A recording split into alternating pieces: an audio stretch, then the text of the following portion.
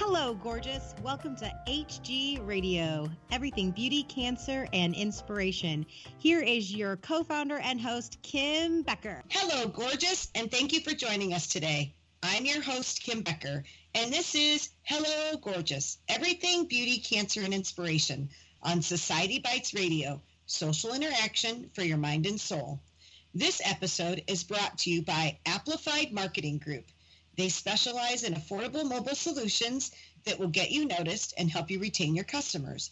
Check them out at yourphoneguy.com. Our guest today is Penny GROOMS. Penny is from Newport, Tennessee. Penny has been a hairdresser since 1986 and the salon owner of Shavu Mani-Pedi Salon for the past 5 years. In her salon, she has 6 stylists and 1 esthetician. Penny and her team have been a part of the Hello Gorgeous family for 3 years. Penny is married and has 2 children and 4 grandchildren. Hi, Penny, and welcome to the show. Hey, Kim. How are you? I'm doing well. How are you doing? Oh, just putting up with the rain and the COVID. No kidding. So tell me about how that is. Did you guys just get to open back up, or have you been open for a while? We've been open for almost a month, and the things that we have had to do to change everything, one client in at a time, I said it to me, it takes away from the whole beauty shop experience with everybody hanging out and talking. It's definitely been something to reckon with. Now, here, so I'm curious to know, because as I said, you guys are in Tennessee. So in our area in Indiana, what we have found is that, and I've talked to multiple stylists that have said like that first month, it felt like there was a really big surge of people and salon guests that wanted to come back. And then they felt like it kind of dived down, like people didn't want to come then. Like there were still people that were afraid to get out and about. What are you guys experiencing? We are booked solid and booking into July, the 3rd week of July right now. Fantastic. People are not staying home. They are not staying home. And, there's that fear. There's always that fear that, but we're taking temperatures. We're washing and sanitizing hands and changing tapes between every customer. I don't think they realize what an impact this has made on us just in our business for our preparatory stuff. Right. Right. Where we were used to doing 2 haircuts an hour, 3 haircuts an hour. Now we're down to like 1, maybe every hour, just because of all the extra stuff we have to do. But they're not stopping, girl. They're not stopping. Well, that's good. Well, and I'm grateful for you because I know that that's affected some of the businesses and the stylists that I've talked to, and that's affected them negatively because they looked forward, they lost that business like what you guys did for 6 to 8 weeks. So they were looking for that first month to kind of make that back up and then for it to continue on. And so I'm grateful that you guys are as busy as you are. That's phenomenal. I'm so grateful. And you guys had And you guys had something kind of in between there too. Did you have an issue with underground? Like you kind of had to remodel, didn't you, while you were shut down? Yes, we had a septic leak, and there was septic and bleach and color and water from the bathroom. 1,302 square feet to the front door.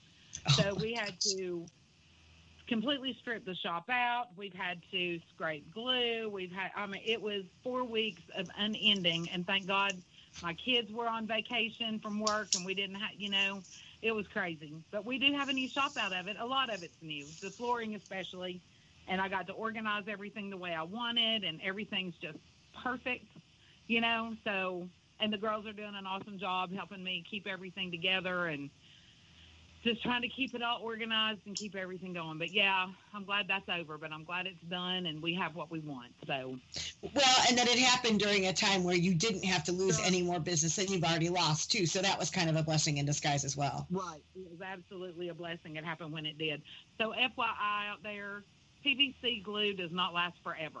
Maybe PVC pipes on your septic and your water because it doesn't last forever. That's exactly what happened.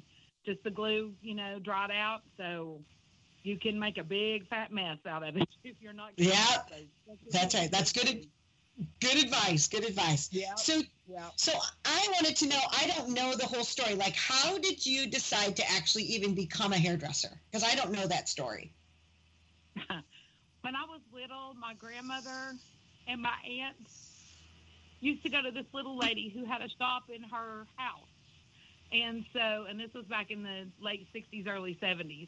And just walking in, the smell just hits you right in your face, and that's when you know it's in your blood. Mm-hmm. When it's just overwhelming, you know. She used to let me sweep and wash the rollers, and she let me help her do stuff, and it's just a part of me. That's all I've ever wanted to do. I don't know what I would be doing if I wasn't doing this, but I graduated from high school on Friday night. I moved to Knoxville on Saturday and started Tennessee School of Beauty on Monday, and I've not done anything since. Wow. Never had to, and in 34 years, I guess. So it's, you know what if it's in your blood or not, and that's what I say. If it's not your passion, find something else to do, because you won't give what you need to give to your clients or your customers and your coworkers if it's not your passion. If it's just something you want to do, you don't have to do anything else. Find another career, because it's got to be in your blood. Well, and I've always said, too, that when you do what you love, the money will come. I think that when you do it for money, you're going to be miserable.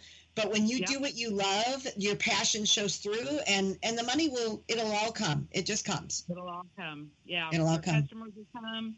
Your friends will come. Your family will come. Some of them you do for free, but, they appreciate what you do, and that's the big thing.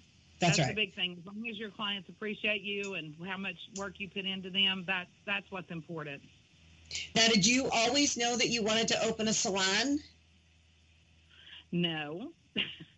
That's your dream. When you go to beauty school, they pump you up and say, oh, you can own a salon, you can do this and that.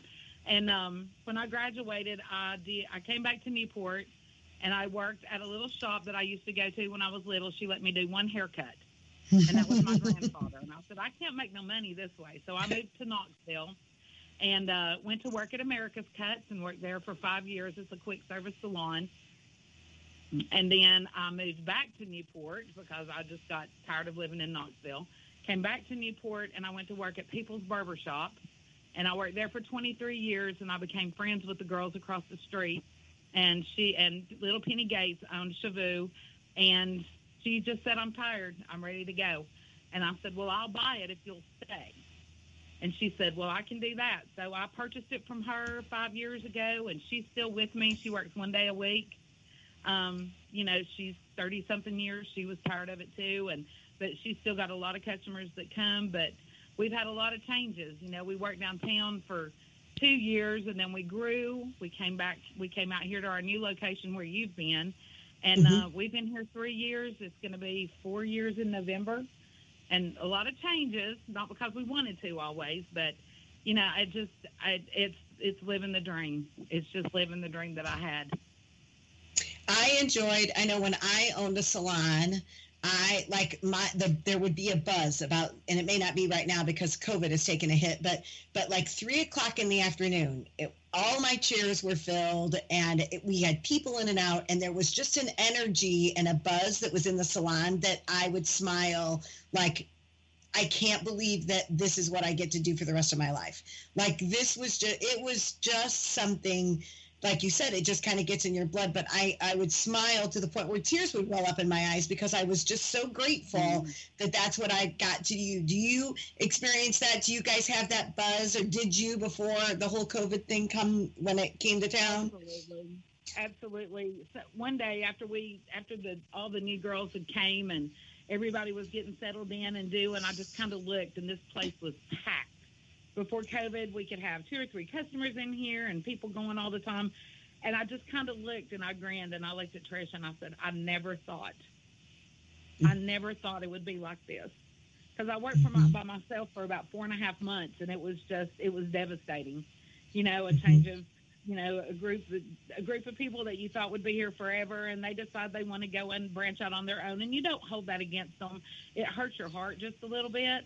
But you wish them well, and you tell them whatever I can do to help you. But then as the girls started filtering back in, and I started getting new co-workers and everything, it was just, I just said, I never thought it would be this way. And you've got 25 people sitting in here, and everybody's talking and laughing. I used to say all the time, if you don't feel like you came to my house and sat around and talked, and the bonus is you get your hair done while you're here, you're in the wrong shop. I love that. I want it to be Yes. that kind of personal experience that they can free to say and come and do, and we have great clients here, and I'm just blessed. I'm just blessed. We had that same kind of thing when I owned our salon, which also was called Shavu. No. And I always wanted like the Cheers of hair salons. Cheers was that bar that you would walk in and like everybody knew your name. And so when we opened our salon, that's what I said. I always wanted to have the Cheers of hair salons where you walk in and everybody knows your name and it's just at your place. And so it sounds like you wanted something very similar, just a very comfortable place where people could come in and they could stay a while, right? That's what you've created. That's awesome. And I think that it was you that said that one of your rules was you have to have 3 hellos when somebody walks in. Yes. And I believe I still say that now.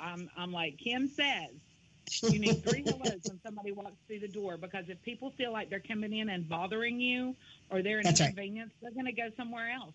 So you greet them, hello, and hey, June, how are you doing? It's that hometown feeling, and that's especially in a small town. You have to remember, I say it's not a physical job that we have. It is, but it's not. A lot of it's mental. You've got to remember whose husband or wife just passed or who had a grandbaby and all this stuff. And so that to me is important, that we can remember everything about people that come in. Because that makes them small town feeling good. That's right. So tell us the story about how you heard about Hello Gorgeous.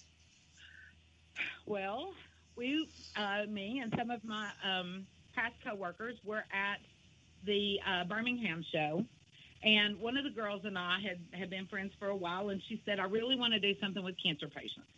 And I said, okay. So we were walking through the vestibule there, and I see this picture of this lady with a bald head looking into a mirror, and it said, Hello Gorgeous. And I said, I think this is what we need to do. So when we came to your program for your expose that day, and you said, I own a salon called Shavu, and I just kind of looked and went, like, Shavu, like Cheveux, and you were like, yeah, and I was like, this is God sent, and we listened to the program, and we discussed it, and I think we signed up on that Monday after we got back. And it all came from the Birmingham show. And there's so many people who I see on hairdresser websites that want to do something. And I'm like, you need to become a salon affiliate with Hello Gorgeous. You need to become. So there's no telling if it reached anybody, how many people that I hope that I have sent to you all that can do this thing, because it's a very rewarding thing. And you all have been so supportive and so helpful. All I have to do is pick up the phone.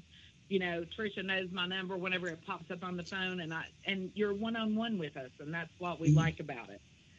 And we really just do it, and I'm so afraid to do them right now.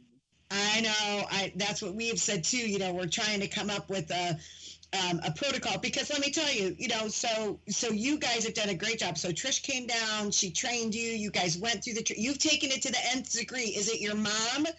And your mom and somebody comes in and like they clean the salon with bleach before. My mother and my aunt come in and they start in the bathroom, and everything is completely bleached down. They wipe down the walls. Because you just cannot take a risk. But my mother comes for 2 days on Monday and Tuesday before we do our Hello Gorgeous on Wednesday, and completely sanitizes the whole entire place more than what we could do on a regular basis. And that's what which is awesome, because they feel like they get to be included too, that they're impacting these women's lives. And so I'm grateful that they've been willing to do that for you. And so, that's what our whole thing is. We're trying to come up with a protocol so that when we feel that it's safe, that we can start to do these visits again, because we miss them too. I miss the before and after pictures. I miss being able to hear the stories. I miss, you guys, I miss watching you guys get to experience the